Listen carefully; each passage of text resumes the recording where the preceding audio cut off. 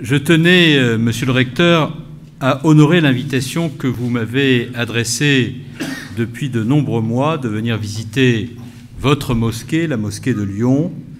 Et vous savez le très grand plaisir que j'ai de me trouver parmi vous tous ce soir. C'est en effet pour moi l'occasion de découvrir enfin cette grande mosquée dont vous m'avez beaucoup parlé.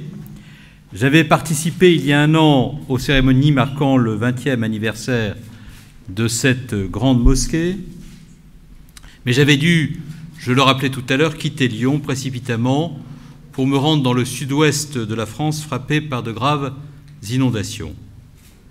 J'avais ensuite prévu de me rendre ici lors d'une soirée de rupture du jeûne, lorsque l'abject crime de Saint-Quentin-Fallavier, perpétré en Isère, m'a de nouveau contraint d'annuler ma venue. J'ai donc été empêché à 2 reprises de la possibilité de découvrir ce lieu, si important et si emblématique pour l'islam de France et pour l'ensemble de ses fidèles. Un lieu qui témoigne de la ténacité dont ont fait preuve ses initiateurs, et ce, pratiquement pendant 20 ans. Mais aussi un lieu qui peut servir d'exemple en raison de la bonne coopération qui s'est établie entre les représentants du culte et les pouvoirs publics dans le respect total, intégral des principes de la laïcité. Nous avons bon espoir que la même réussite s'attache au projet de bâtiment voué abriter l'Institut français de civilisation musulmane dont vous m'avez si souvent parlé, monsieur le recteur, et dont les plans viennent de m'être présentés. Ce projet qui est culturel et non cultuel doit contribuer à une meilleure connaissance de l'islam en tant que religion, en tant que civilisation. Il doit aussi être un lieu de formation, de dialogue, d'échange entre Lyonnais de toutes les confessions et de toutes origines.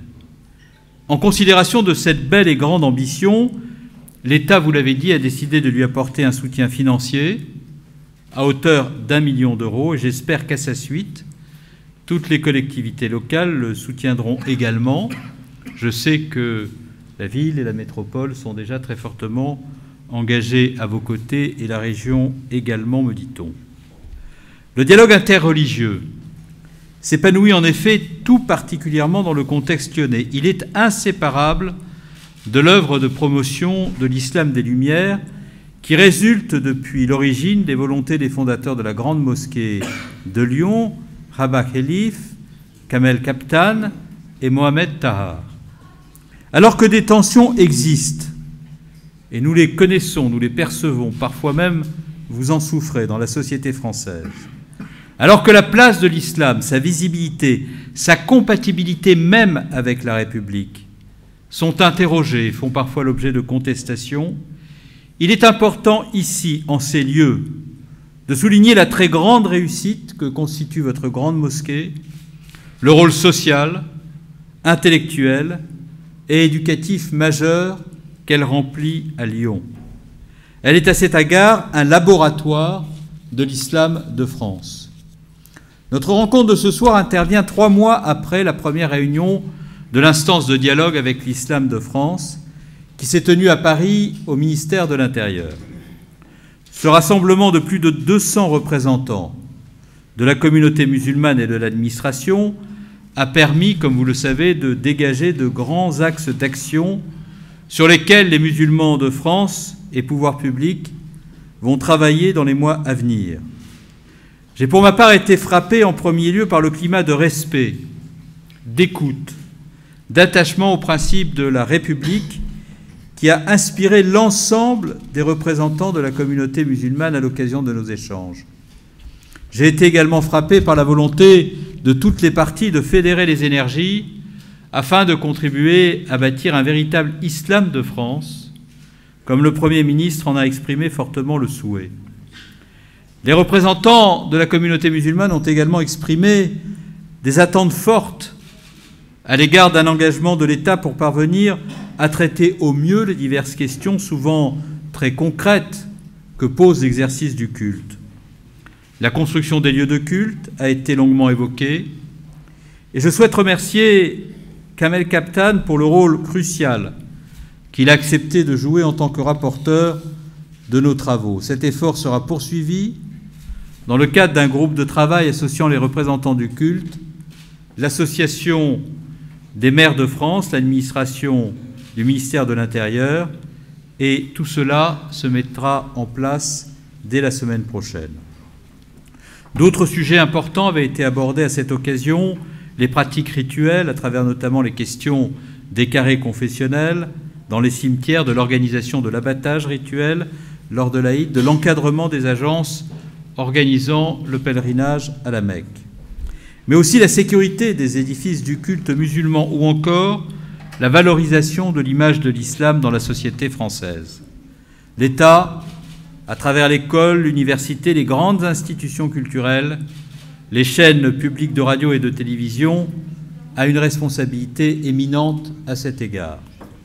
Mais il partage avec les musulmans eux-mêmes, qui se doivent de travailler à mieux faire connaître leur religion, comme vous employez à le faire admirablement ici à Lyon, dans le cadre de la création de l'Institut français de la civilisation musulmane. Enfin, la formation profane des cadres religieux et des aumôniers est également une priorité. Il faut en particulier que les aumôniers, que les imams étrangers détachés en France par leur pays disposent d'une formation appropriée sur les règles du culte et de la laïcité en France. Grâce aux efforts de l'État, les universités où de telles formations sont possibles et sont désormais au nombre de 13, nous avons des raisons d'être optimistes. Je veux ici saluer avec force l'engagement républicain dans cette mission de formation de l'IFCM qui a créé dès septembre 2012, en coordination avec Lyon 3 et l'Institut catholique de Lyon, un diplôme universitaire connaissance de la laïcité. C'est donc avec un immense plaisir et une certaine fierté que j'ai eu tout à l'heure à remettre à leurs récipiendaires ces différents diplômes. Bien du travail reste à accomplir ensemble au cours des prochains mois. Mais le chemin est désormais tracé. Il est ici, nous l'avons célébré à la préfecture, nous le célébrons à la mosquée, le chemin de l'élévation, le chemin de la connaissance, le chemin de l'exigence par conséquent, de la rigueur intellectuelle, de la découverte d'une culture qui a apporté à la civilisation humaine bien des poètes, des philosophes, des intellectuels, des peintres, des musiciens, qui donnèrent à voir ce que l'humanité est capable d'exprimer lorsqu'elle est dans la sensibilité et dans la finesse. Et ce que vous vous proposez de faire ici, à travers la création de cet institut, où seront dispensées des conférences, où pourront être lus des livres, où pourront être découverts des artistes, est l'exact contraire de ce que font les barbares qui se réclament de votre religion en dévoyant le message, l'esprit et la culture. Vous allez ici inciter à lire des livres, vous allez montrer des œuvres d'art. Des barbares ailleurs détruisent des sites archéologiques et brûlent des livres. Ils font le contraire de ce que vous faites ici à Lyon. Et ils sont par conséquent l'exact contraire de ce que vous êtes. Et ils ne peuvent pas être confondus avec vous, puisqu'ils sont, par leurs actes, la négation de tout ce que vous incarnez en termes de tolérance, de fraternité, de conformité aux principes de la République et de volonté, par l'élévation de l'esprit, d'avoir accès à la connaissance et au savoir.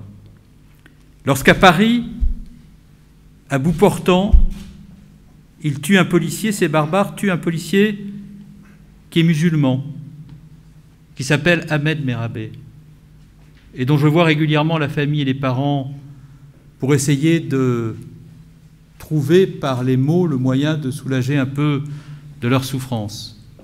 Ce policier, Ahmed Merabé, était un grand policier français. Il était un grand républicain.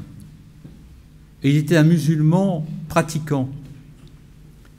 Et c'est parce qu'il savait que sa religion était une religion de tolérance, de fraternité, de plein pied dans la République, qu'il n'éprouvait aucune retenue à porter l'uniforme qui incarne dans la République le droit, et dès lors qu'il était policier, la force pour le faire respecter. Et ceux qui l'ont tué à bout portant, animés par des instincts de haine, n'avaient rien à voir avec ce qu'il était lui-même. Et il vous ressemblait terriblement. Et puis il y a aussi, par-delà ce que nous représentons les uns et les autres dans nos croyances, nos appartenances, nos fonctions, chez les musulmans de France, chez une grande majorité d'entre eux, chez une immense majorité d'entre eux, pour ne pas dire parmi la quasi-totalité d'entre eux, des hommes, des femmes, des enfants qui n'aspirent qu'à une chose, à vivre dans la République, dans le respect de ses règles, de ses principes, de ses valeurs, et avec la volonté aussi de faire en sorte que dans la République, qui nous protège tous par le principe de laïcité, c'est-à-dire la possibilité de croire ou de ne pas croire, et dès lors que l'on a fait le choix de sa religion, la possibilité d'être protégé, dès lors que l'on exerce son culte dans le respect des règles de la République, parce que la République, comme vous l'avez dit, monsieur le recteur, protège avec ardeur, sans jamais avoir la main qui tremble, tous ses enfants. Je dis bien tous ses enfants.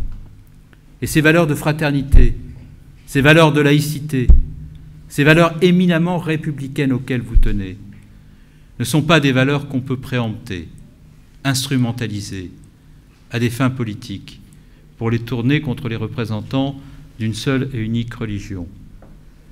Et je ne confonds pas les règles de la laïcité qui m'ont été enseignées dès mon plus jeune âge par un père instituteur laïque qui rassemblait autour de la table de notre propre maison tous les enfants de sa propre école républicaine et laïque pour leur donner à chacun une chance identique. Il y avait, lorsque j'étais enfant, autour de cette table, des enfants de confession juive, des enfants de confession musulmane. Il y avait mon frère et moi, et nous apprenions la même morale, les mêmes principes civiques, la même histoire de France, la même orthographe, la même grammaire. Et aucun de ceux qui représentaient les hussards noirs de la République n'ont jamais eu à l'idée de tourner la laïcité contre les représentants de telle ou telle religion, jamais. Parce qu'ils l'aimaient trop pour pouvoir la dévoyer elle aussi. Et par conséquent, lorsque vous évoquez les arrêtés pris par certains maires interdisant des plages à des femmes voilées, ce n'est pas l'état du droit. Lorsque l'on interdit les menus de substitution dans les écoles, ce n'est pas l'état du droit. Rien dans les règles de la République ne prévoit cela. Et je crois aussi, comme ministre de l'Intérieur, que dans le contexte que traverse notre pays, l'amour du droit, l'amour de la laïcité et l'exigence de rigueur intellectuelle doivent se conjuguer ensemble. Parce que c'est ce qui garantit le vivre ensemble. La paix, la fraternité, l'altérité.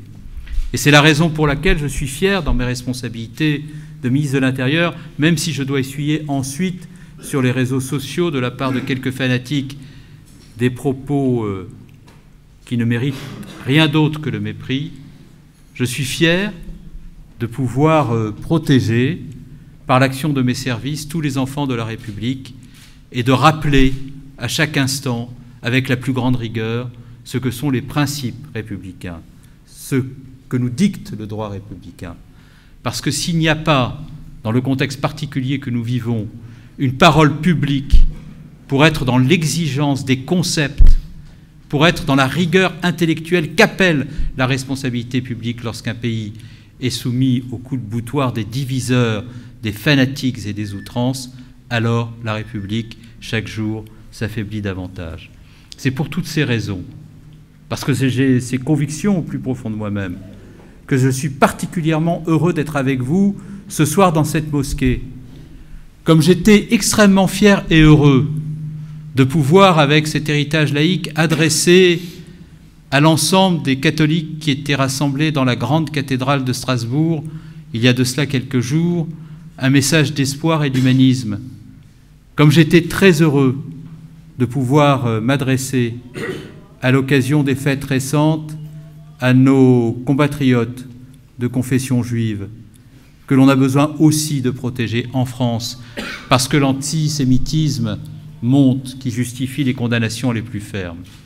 Je vois qu'on m'appelle à conclure.